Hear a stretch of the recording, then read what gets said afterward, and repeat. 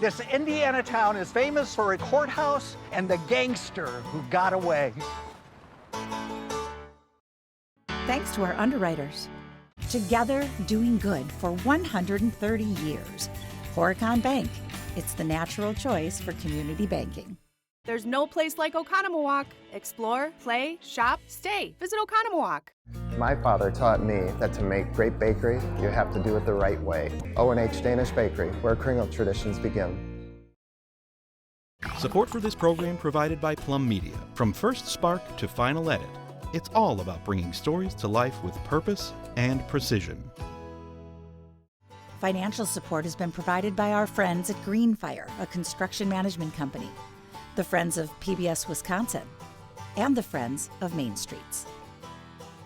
One way you can support your favorite show, and of course we mean this show, is to shop online in our store where you'll find the perfect gift for that big fan. And of course, by big fan, we mean you. Thanks for shopping. 'Cause these are main streets, something about a hometown speaks to me. There's nowhere else I'd rather be. The heart and soul of communities right here on these main streets.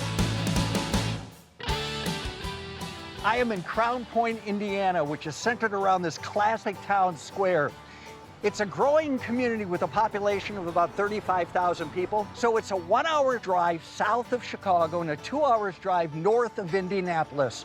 Interstate 65 goes right by here. This is Crown Point. Now, if you look into the Crown Point area for, 5 seconds, you're going to run across the name Solon Robinson. The founder of Crown Point? The founder, the postmaster, the gentleman who ran the general store, and the local author. Oh, overachiever. Completely. Yeah. Did he write something about this place? He did. So Okay. he came here in 1834, and at that time there was a prairie that went on for as far as the eye could see. He said, what could exceed the beauty of this spot? Why should we seek farther?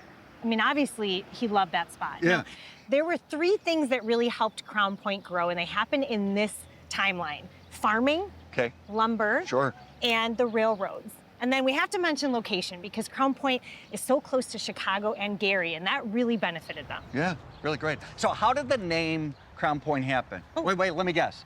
Solon Robinson. Back to our book. Yeah. We called it Crown Point because it stands on a high ridge, a natural crown above the lowlands, a fitting name for a place that we hope shall rule this region in justice and civility. It's really great. Right? Yeah.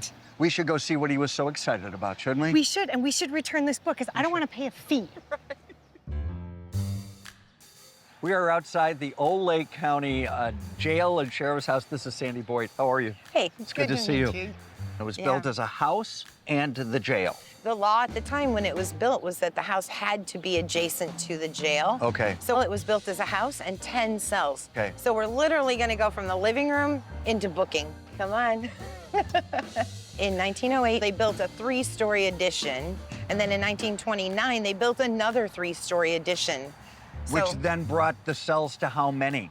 there's over 150 cells in there. Just so you know, what I really want to see and talk about is Dillinger. I tell people it's our claim to fame. Hey, John Dillinger, what's up? So in 1933, Sheriff Roy Hawley was shot and killed in a property dispute. If a sheriff is shot and killed in line of duty, wife? his wife can finish his term of office.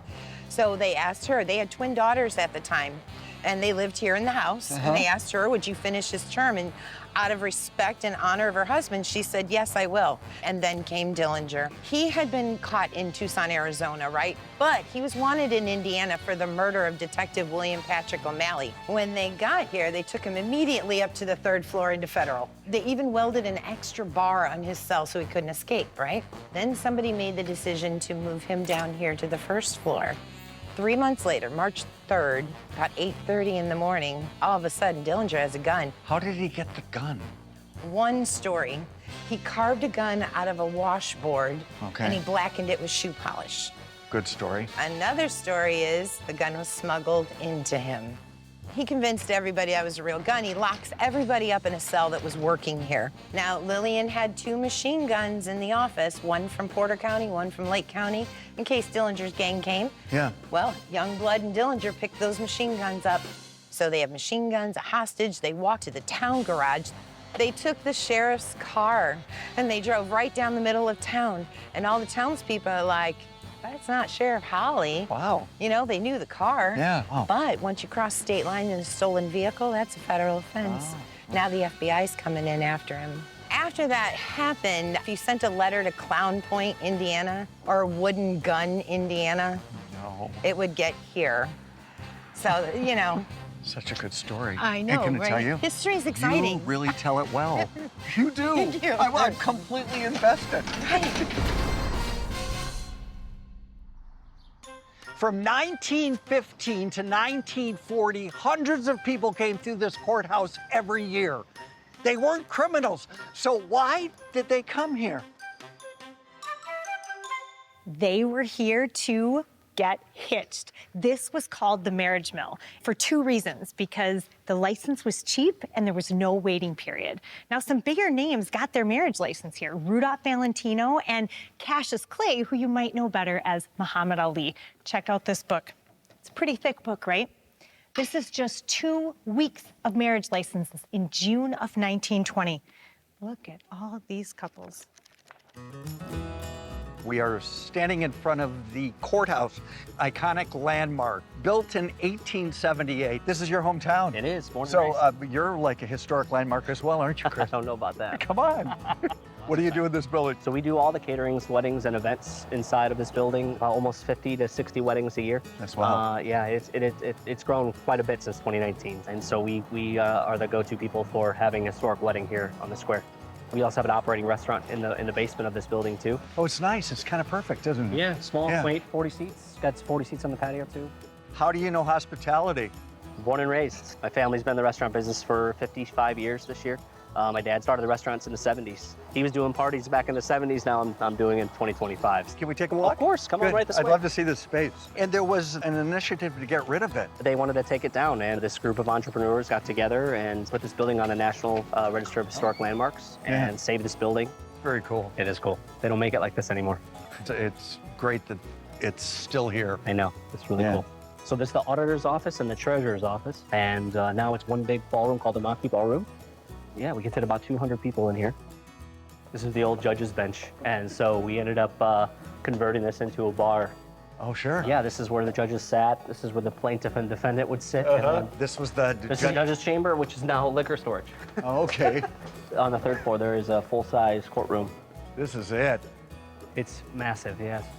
And the jury's ready to come back with a verdict. Court, come to order. I have no idea how he ended up in the trunk of my car. This guy is so guilty. I'm not a judge. People find me to be a little judgy, but not a judge. It smells like my grandma's attic. Oh, wow. This way? Careful. So these are all those. Is that the bell right there? It is, yeah. At the moment. What?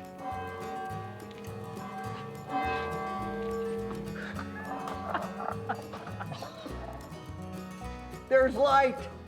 Wow, it's so cool. Ooh, this is a beautiful building. It is. And Crown Point wouldn't be Crown Point if it weren't for this. You're right. You're right. It's iconic. You could be anywhere in what you do. True. And you're in your hometown. Yeah, I love it. It brings something back and do something different.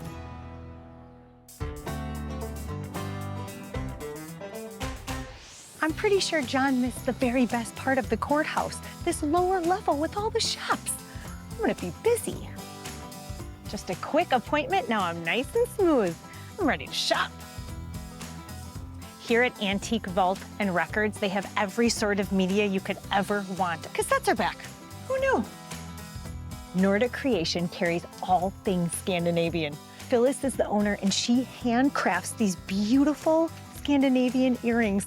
They're actually featured on a TV show called Vikings. And Candy Cove, they have been here the longest, since 1988, and maybe they won't see me.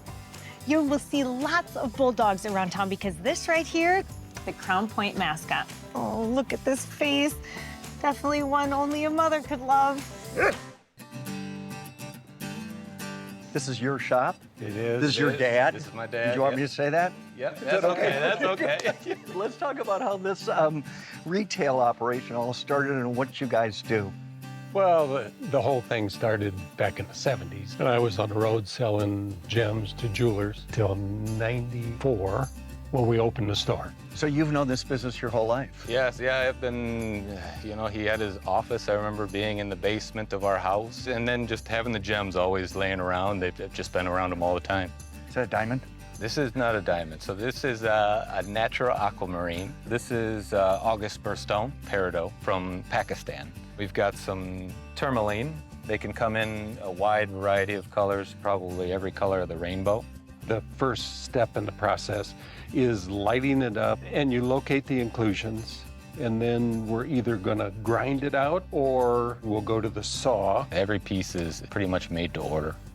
This is the faceting machine. This is an Ultratech V5, which is probably the best machine on the market. And it does a good job. Good job. A good job. Great job. Great job. That's what I meant, Steve. Okay. Your January birthstone, these are garnets. This is Ethiopian opal. And that guy? So this is a natural alexandrite crystal. You have a presence on YouTube as well? Yeah, we have once a month, we do a live streaming gem show. They can shop while you're doing it? Yes. Wow. Yeah, they better, because a lot of the good ones go quick. They do. Yeah. It's huge for us. That's a majority of our business now is online. Can you do what he does? I'm starting to learn more of what he does. I have a lot to learn just because, once you get into more of the valuable stones, a slight mistake can cost you a lot of money. Figuring out what to cut from this, that's the real difficulty. Okay. Getting rid of the bad stuff, that's half of cutting. I mean, that's the difficult half of it. So that's one thing, 53 carats started as 150 carats. So you average about 35 to 40% yield. People are surprised. They can't fathom you have to lose that much. So what we're looking at there is a tanzanite. This started off from a stone that you bought from a miner. This is rare. Yeah. What happened? Okay, this is a combination I've never heard of before, but I think I love it. Mexican cuisine. Take a look. And Pancake House. Yum. Casa Balbina has you covered from breakfast through dinner. In the kitchen, it's a family affair, and it's become a community gathering place. So here's my problem. I'm not sure if I should have these incredible enchiladas with the best mole sauce in the world or the large stack. Not a bad problem to have, huh? Take a look. This place is very cool. It's Moto Gallery. Talk about where we're standing first and then what's in here. We're standing in the original service station in Crown Point from 1927. So you can almost still smell Model A oil in the walls here. A little bit, right? Yeah. So and you said this would make what? It would make a great studio for my art because I love old school vintage cars and trucks. You paint motorcycles? Yes. You paint hot rods? Yep. And you do art that I can hang on a wall as well? Yep. I've been doing it about 10, 12 years here in Crown Point. Because my style is not like a normal painter. It's very raw and very unpolished. I made it all patina and worn out. I feel like I was the painter back in the 30s here. You know what I mean? Is there a job too big or too small that you will or won't do? No. Here you go, right here. I mean, it fills up my whole shop. It's kind of big. This showed up 2 days ago. It's a 64 Cadillac. She's a giant spaceship of awesomeness. I'm really excited. I basically call everything I do canvas, so this is my new canvas. This is kind of that mixed media collage art, that boxing poster. I like to use a lot of words. There's also some pop art influences like Warhol. And this is inspired very much by, the original cafe racers, Harley Davidson and Indian. Everything that I paint, I like. I play guitar, so I want to paint them. Kind of have a cult following with the guitar guys. I love doing fun things like this. Goalie helmets, this is like their persona. I've done for NHL all the way to, young kids. This is a 1991 Sportster made to look like an old knuckle. And this is classic Moto, yes? Yes, this is a classic Moto paint right here. The frame, all this is paint. A lot of it, I try to fool people. Like, that isn't real brass, that's paint. I guess you could call it faux patina, but it takes art to make it look where you really trick the eye. Like I do a lot of artwork and stuff, but this gets me excited again. This feels like me. Like even everyone says, oh my God, you finally built the bike that you want to do. It's almost like there's no rules, it's your rules.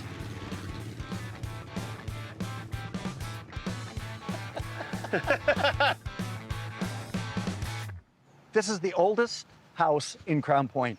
It was built in 1846. It was the home of Wellington and Mary Clark. Wellington was a farmer and a traveling salesman, and he knew Solon Robinson. Yeah, the founder of Crown Point, but I guess everybody knew him because it was a very small town back then. If you want a real sense of this era, this pioneer era in the 1840s, you need to look at this house. Take a walk through here. You can walk through the bedrooms and you can walk through the kitchen. The spinning wheel is authentic to the house. Walking through the house, I also saw this piece of glass that looks like decorative glass, but it's something that could have saved your life back then. Do you know what this is? It's a fire grenade, and no, it doesn't start fires.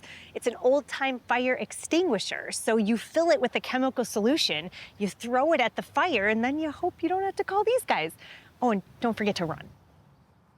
Emmy, I love these houses on this street. This is a neighborhood that all the wealthy people lived back in the day. As my dad would have said, this is how the other half lives. So the publisher of the Lake County Star newspaper once said that the people that lived here were so rich that they had ruffles on their shirt, which meant very, very fancy. Yeah. That's what this neighborhood is called, Ruffle Shirt Hill. Isn't that cute? I got a call from somebody who owns a house here. They don't live in the house, but he said, if you want to see what it was like back then, you can see the house. So I can't wait to show you this house. I feel like a realtor.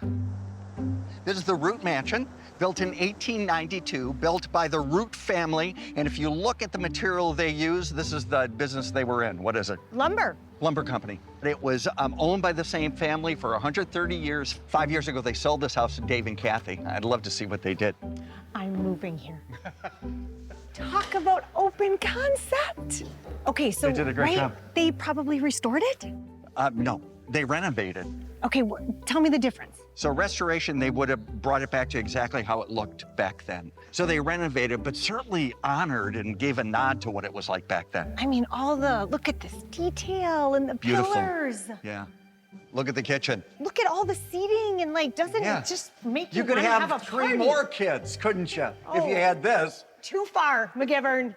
Too far. I have to tell you, this is something smart that they did. There was a mansion in Valparaiso that was being demolished. So they went there and they brought some of the materials here because of the same era. Oh, sure. This bench came out of that Valparaiso mansion, and this staircase came right out of that mansion. The house is just so big that after, coming down the stairs, you need a good place to sit. Don't just you? to, take a Look at that. breather. Do we think this is the original fretting? I know it's not. Oh, No, somebody created this fretting to look like original fretting. Okay, I know exactly what you would use this little space for if This this was your curved house. alcove? Yes. What? You would use it as your morning coffee newspaper reading area. You have to. The windows, did you notice these were curved? They're so pretty. Kathy was like, they were afraid they had to replace these. To replace curved windows, $10,000 to $20,000, but they're in great shape, so they can keep them. Oh gosh, okay, so this would be the stone foundation. Stone foundation. Okay, this has a really cool, vibey character. Yeah, it's like your own little grotto. Maybe we can talk to Dave and Kathy and we could throw a party here. We're not talking to David. I am so in luck today because I'm at Manic Meadery where they make wine, cider, and mead. Wine, of course, fermented grapes, cider, fermented apples, but mead, fermented honey. And get this, the mead flavors change based off of what plants and flowers the bees visited. Isn't that wild? For the meads, we have the Gibby Sweet Clover. Okay. And this one has notes of white grape, peach, and cinnamon. Oh, that is so light and smooth and fantastic. This one's also a mead. That's our Elliott. That's a flagship blueberry mead that we have year-round. So different. Very, yes. Haley, I'm a fan for life. Okay, enjoy. I am at Niemeyer's Landscape Supply. You're the Niemeyers, aren't you? We Yes, we are. Yeah. I read some history on this place. Can we go way back? We first were founded in 1948 by my grandfather, Clarence. We were primarily a farming community, so that's basically where we got our roots from, Farm. farming, the farming industry. After Clarence came, Nathan's dad, Leroy, he developed more of the decorative stone, mulch, dirt. And then I came along, and then next logical choice was opening a garden center. We just needed something bigger and better. And then now this is where we're at. You have somebody here who walks around with your guests, with your customers. Wayne is a great educator. He's an outstanding team member and someone that we are so grateful to have with us. How are you, John? Good to see you. Nice to see you as well. This is the outdoor area that we have with all these amazing plants. We are looking at perennials, we are looking at shrubs, we are looking at trees. Part of our job is to help educate the customers that come in. For someone to be good, they need to have plant knowledge. Passion. Definitely, a passion. Customer service, wanting to help customers to be educated, to have a positive attitude. But our customers come back because of the service they receive here. So we are grateful for that. You're gonna get 6-8 weeks of bloom on these particular plants. The ideal way is to have your spot, know your light, know your water requirements, know your soil, and then come to the garden center and shop for that plant that fits those circumstances and then also has the aesthetics. We vary in size anywhere from like 3 foot up to about 10 foot tall with this group. I'm pretty intense with my landscape, and not only here at work, but it's at home too. For that particular plant with the pine cones on it, that's white pine, a Japanese white pine. As far as trends? For the garden center, there's always new plants available, and we get excited when we get a new variety in. There are new introductions all the time and perennials. There's always new shrubs coming out, new forms of it, new variegations, new takes on some of the plants that are out there. We've got some of these beautiful tropicals, amazing house plants. There's a skill to it. It's a big business. It is. It is. One we're very proud of. Nothing brings me more pleasure than when a customer says, I am so glad that I stopped by. I can't wait to come back. I can't wait to tell our friends about you. Okay, Wayne, it's been a pleasure. It has. Okay, well, Thank you very much. I'm going to check out now. Sounds great. See ya. Now this is a place I feel comfortable. The softball diamonds. Many years in high school, I played traveling fast pitch. My mom and dad were bringing me all over the Midwest to play in these exact tournaments. Let me tell you, most towns, they have 2 or 3 softball diamonds, but Crown Point has 10 of them all together at the Crown Point Sports Complex. And in the colder months, they have a dome that has a soccer field, a football field. They even host the World Wiffle Ball Championship. Well, while I'm here, I might as well give some softball lessons. I'm excited. We're at a place called Azucar, and it's ice cream. You own an ice cream shop? Yes. Come on. It's the best, isn't it? Fresh fruit. What are we making today? Banana with Nutella. How do you guys know about ice cream? Ever since I was a kid, we flew out to Mexico and we pretty much ate ice cream. They're kind of doing all the work. My dad's oldest sister started making ice cream when she was young. You know, when she got here, Crown Point, 3 years ago, and she's like, well, where's the ice cream? Really? Yeah. This is the machine. Put it in here. It was like, yeah, I got an aunt that does that. She's like, well, then what are you waiting for? We flew out there. We stayed out there for a month, learned everything. Trained. Yep. Tres leches, pistachio. These recipes came from your aunt in Mexico. Yeah. Look at the birthday cake. Birthday Kids cake. love this one, don't Oh, they? yeah. The most popular ice cream that you serve here is what? Corn. Corn. Corn ice cream. Wait a minute. What is going on here? Corn ice cream. My new favorite thing in the whole world. Nice visiting you guys. See ya. And we have avocado popsicle. It's really popular. Avocado? Avocado. Avocado. It's sweet. It's really good. It's so sweet and creamy and just delicious. So I think of corn as savory. I think of avocado as not sweet. How does it make it, you know, delicious? Add sugar. Azucar. Azucar. We 45 different flavors. 45 different flavors. Yeah. And flavors change for you all the time. Yes? Yeah. The one that pretty much stays is obviously the butter pecan, the coffee, the vanilla, the chocolate. The number one seller of all our ice cream is the corn. This should last how long? Last through the week? No. No. We have to have 3 trays of those. Or you're gonna run out. Yeah. Did you think you'd ever be in the ice cream business in Crown Point, Indiana? Never thought. Never thought? No. I went to high school here, and I used to walk around this town. Never knew that I was gonna open up an ice cream shop. Right. We started in a small location, and because pretty much all this happened because of the community. Because of the community. Yeah. You know, for us, I'm thankful for them. Yum.